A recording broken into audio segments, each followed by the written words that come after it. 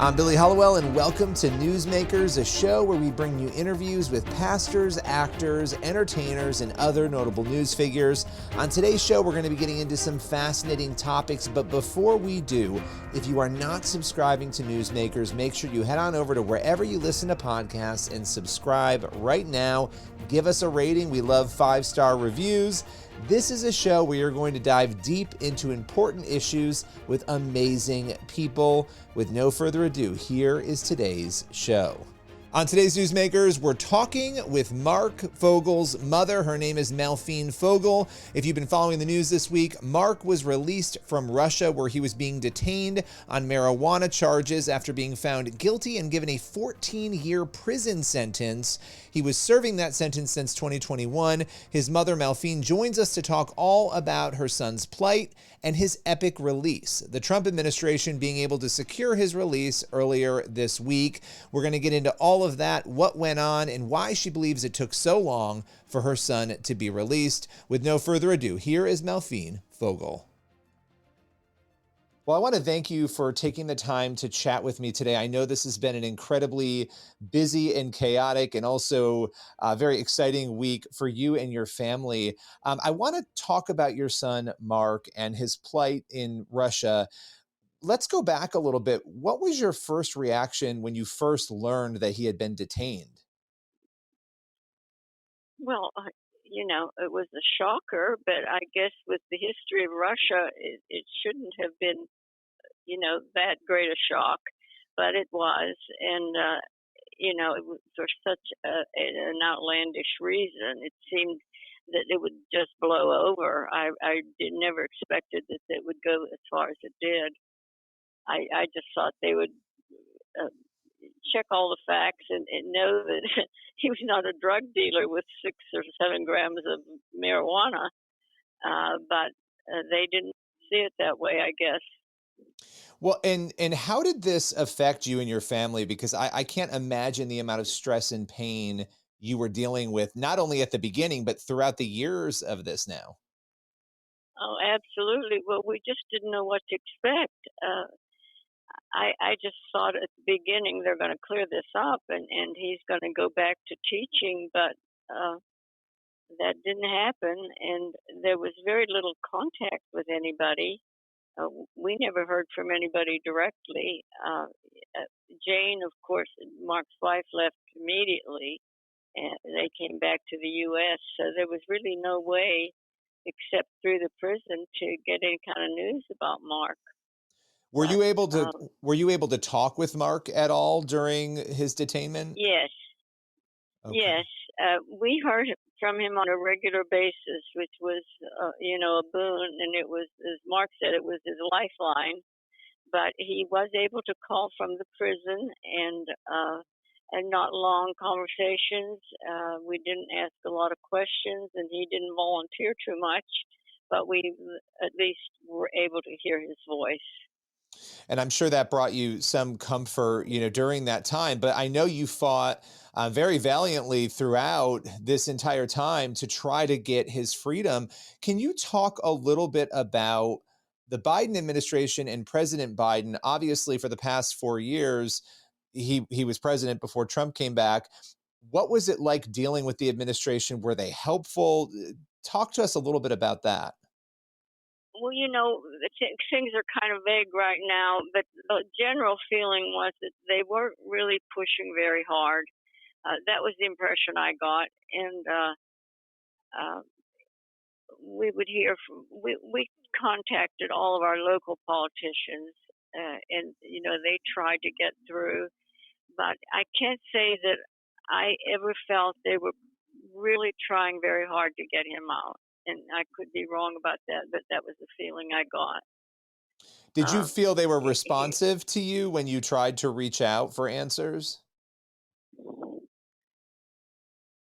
Not particularly.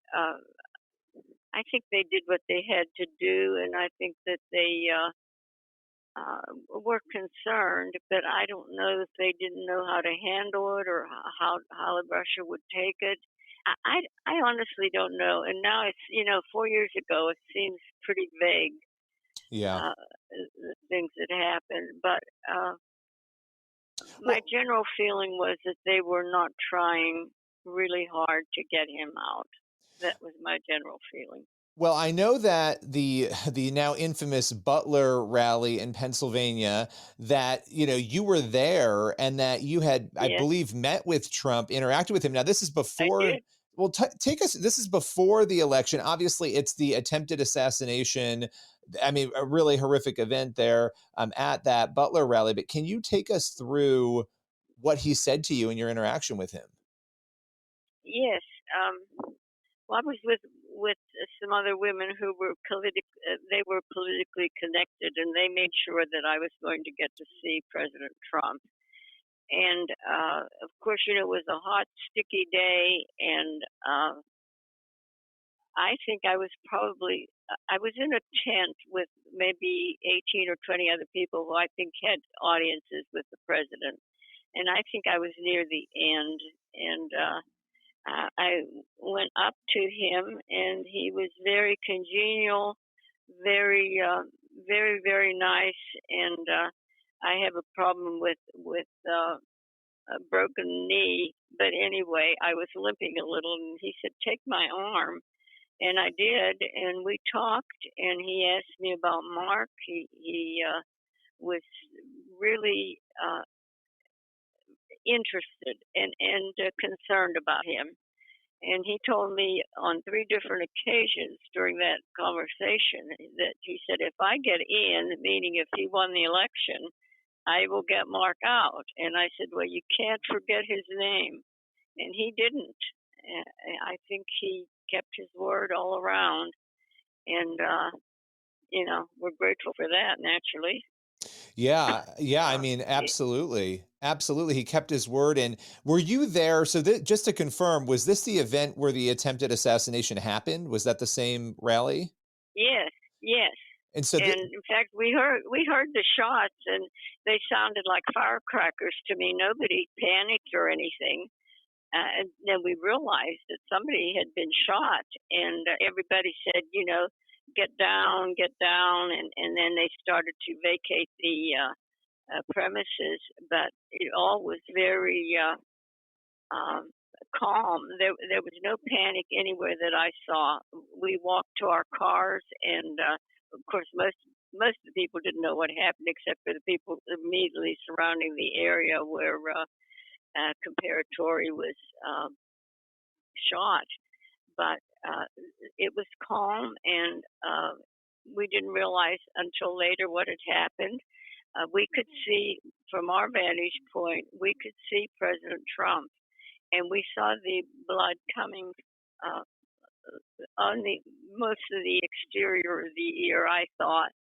But anyway, everybody got down, and they got him out of there as soon as they could. But as far as the general uh,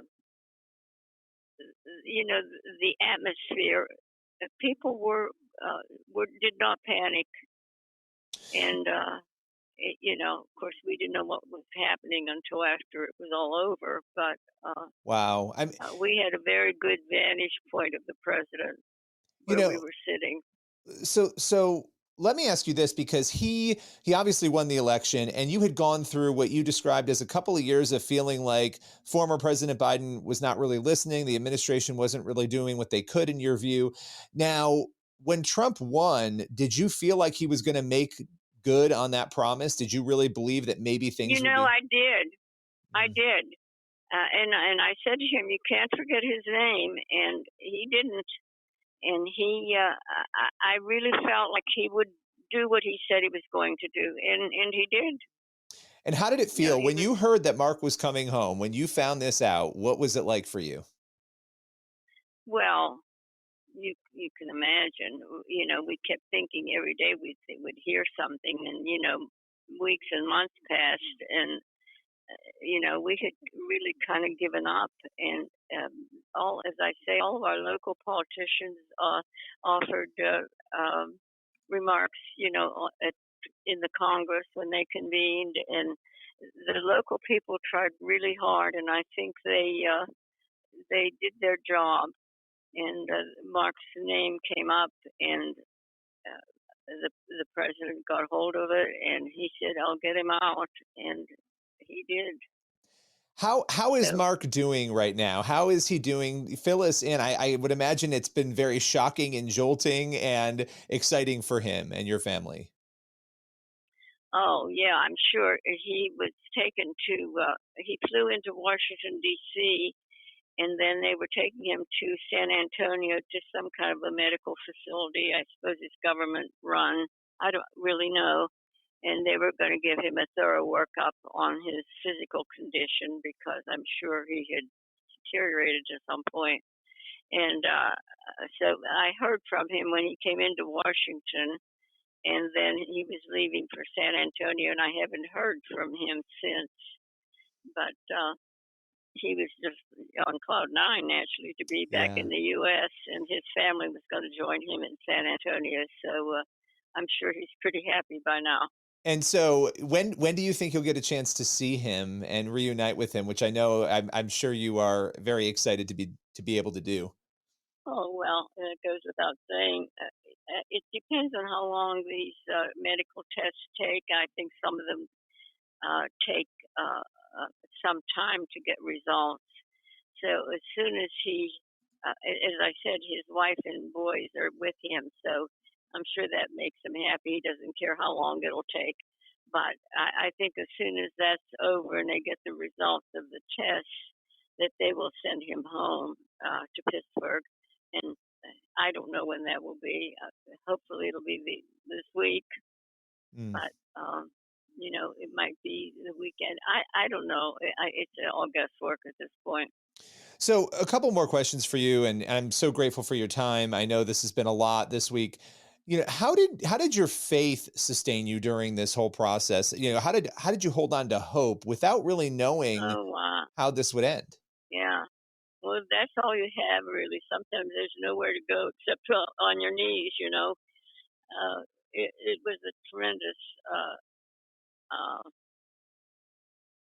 factor in how we all felt. My whole family, we just prayed on regular intervals. We just put our faith in God. We really did, and it worked. Absolutely. It worked. And here we are, an incredible ending to a story that really the entire world was watching. I so appreciate you taking the time and joining us today. Well, I'm glad to do it. That's all for today's Newsmakers. I'm Billy Hollowell. Make sure you head on over and rate this show on your favorite podcast platform. Let your friends and family know to listen as well. We have new episodes Monday through Friday on your favorite podcast platforms. You can also watch the Newsmakers TV show on the CBN News channel. That show airs once a week with 3 incredible interviews with newsmakers. Be sure to head on over and watch that, and also head over for more interviews to the CBN News YouTube channel and cbnnews.com. I'll see you again very soon for another Newsmakers.